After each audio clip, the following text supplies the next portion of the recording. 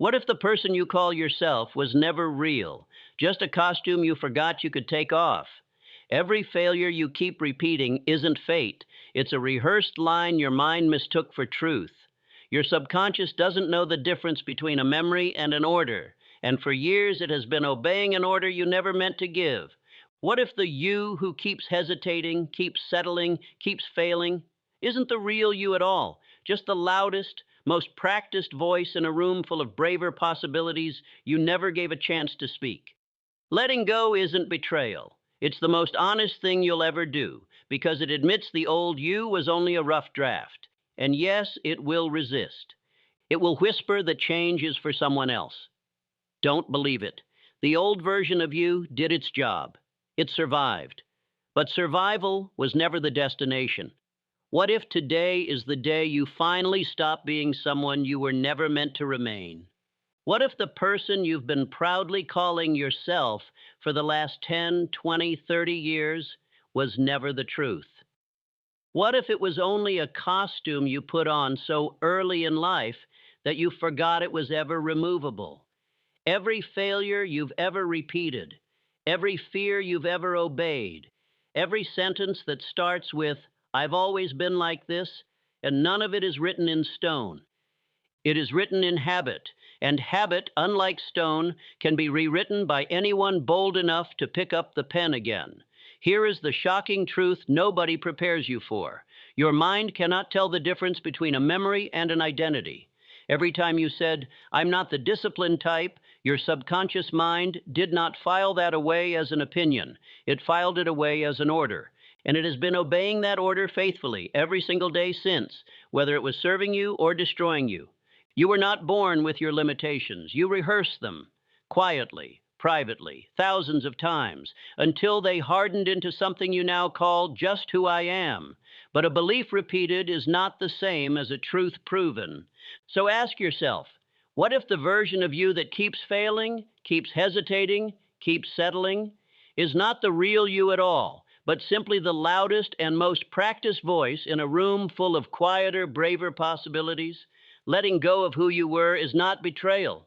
It is not arrogance. It is the most honest act a human being can perform because it admits the old identity was incomplete, a rough draft, not a final chapter. But understand this, there is no painless way to do it. The old self does not leave quietly. It will remind you of every time you tried before and failed. It will whisper that change is for other people, not for you. It will dress fear up as realism and hand it to you like wisdom. Do not accept the gift. Real transformation demands a kind of symbolic death, not of the body, but of the story. You must be willing to stand in front of the mirror and say, "That person is finished," even while your hands are still shaking from the decision. Growth is rarely gentle. It asks you to burn what's comfortable to make room for what's necessary. And here is what almost no one tells you. Your environment will fight to keep the old you alive. Friends who love the version of you that never asked for more will feel strange around the version of you that finally does. That discomfort is not a sign you're doing something wrong. It is proof you're doing something real. You do not become a new person by accident. You become one on purpose by feeding your mind over and over a picture so vivid, so specific, so deeply felt that it stops seeming like imagination and starts feeling like memory of a future not yet lived. Say it until your subconscious mind stops arguing and starts obeying. What if the only thing standing between the life you have and the life you were capable of was your refusal to stop being someone you were never meant to remain? The old version of you served its purpose. It survived. It learned. It carried you this far. But survival was never the destination. It was only preparation. The moment has come to release its grip. Not tomorrow. Not when things settle down. Now, while the decision is still burning in your chest. What if the person you believe yourself to be was never chosen, only assembled brick by brick out of repetition? Every morning you wake up and become you again, not because it's true, but because it's rehearsed. You replay the same reactions, the same fears, the same limiting sentences until they feel like bone and blood instead of what they really are, old decisions you never bothered to question. This is the shocking part. Most people are not living. They are performing a role they memorized so long ago. they forgot there was ever an audition. The prison has no bars. It has only habit, repeated daily until it feels like identity.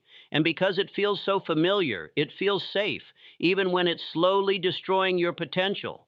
But familiarity was never proof of truth. It was only proof of repetition. The moment you realize your old self is a performance and not a fact, the walls of that prison stop looking so solid. They start looking like something you built, which means there's something only you can tear down.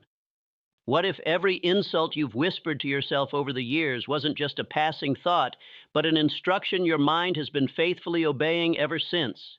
Here is the terrifying truth. Your subconscious mind does not judge, filter, or reason. It simply executes. When you say, "I always fail," it doesn't hear an opinion. It hears an order. And it will organize your habits, your excuses, and even your opportunities to make sure that order comes true. This is why willpower alone so often fails. You are trying to overpower a system that is only doing exactly what you once told it to do. The mind cannot distinguish between something that happened to you once and something you've repeated to yourself 1,000 times. Repetition becomes reality inside the subconscious.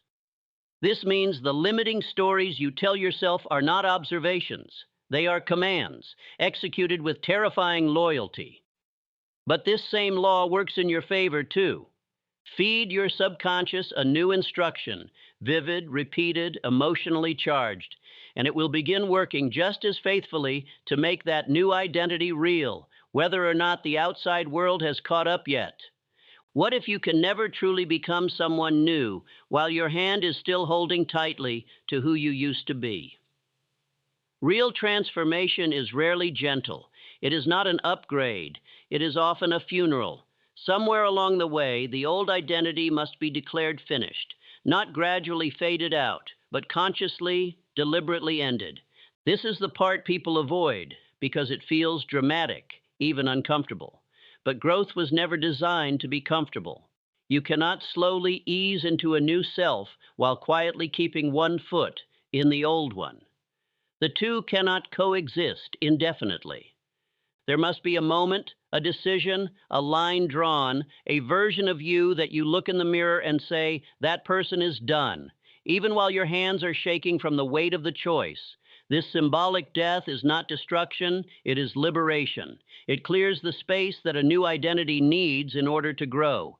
Without this ending, you carry the old self like a shadow. And no matter how hard you try to build something new, the shadow keeps whispering the same old lines behind you. What if the very discomfort you're trying to escape is actually the proof that you're finally doing something right? The old self survives because it offers comfort. No risk, no failure, no exposure. But comfort is a trap disguised as safety. It does not protect you, it simply preserves you exactly where you are. Growth, on the other hand, demands you step into uncertainty, where outcomes aren't guaranteed and the ego feels exposed. This is the shocking truth few are willing to accept. If your transformation feels painless, it likely isn't real transformation at all. It's just a new coat of paint over the same old identity. Discomfort is not a warning sign to retreat.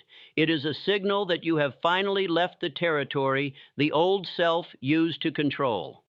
Most people quit the moment they feel resistance, mistaking it for proof they're on the wrong path, when in truth it is proof they're finally on the right one. You cannot negotiate a comfortable path toward a new identity. The discomfort is not the obstacle to your growth. It is the price of admission, and it is non-negotiable. What if the people who love you the most are, without even realizing it, the ones most invested in keeping you exactly the same? This is uncomfortable but true. Your environment adapted to the old version of you, and when you begin to change, that environment often resists, not out of malice, but because your growth silently exposes their stagnation. Friends who once related to your struggles may feel distant when you no longer share them. Family members who knew the old you may unconsciously provoke old patterns just to feel familiar again. This is one of the most overlooked reasons people quietly abandon their own transformation, not because they lost belief in themselves, but because they couldn't bear the friction it created around them. But letting go of who you were sometimes requires letting go of certain rooms, routines, and relationships that only make sense for the person you're no longer choosing to be. This is not cruelty, it is clarity. You are not responsible for dragging everyone into your next chapter. You are only responsible for making sure you actually walk into it yourself. What if simply stopping your old habits was never enough? Because empty space in the mind doesn't stay empty, it gets refilled by default. This is the mistake almost everyone makes. They focus entirely on what they want to stop being and never clearly define what they intend to become. Without a vivid, specific replacement, the mind, always seeking familiarity, will quietly pull you back into the old patterns simply because nothing new was strong enough to take their place. You must construct deliberately and repeatedly a clear and emotionally charged picture of exactly who you are becoming, not a vague wish, but a definite decision. Rehearse daily until your subconscious accepts it as fact rather than fantasy. This is not about pretending or self deception. It is about giving your mind a new order clear enough to follow. The old self dissolves fastest, not when you fight it directly, but when you become so consumed by the construction of the new identity that the old one simply has no room left to survive. Replacement, not elimination, is how lasting transformation actually takes hold. You were never meant to stay the same person forever. Every stage of your life required a version of you suited to that stage, and clinging to an outdated version out of fear or familiarity is the surest way to sabotage the very future you say you want. Letting go is not losing yourself, it is finally choosing yourself. The self you were always capable of becoming, buried underneath years of borrowed limitations.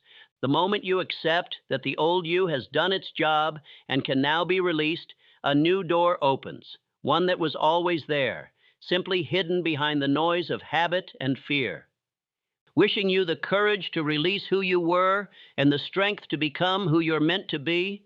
Good luck on this journey of transformation, and thank you sincerely for spending this time here with me.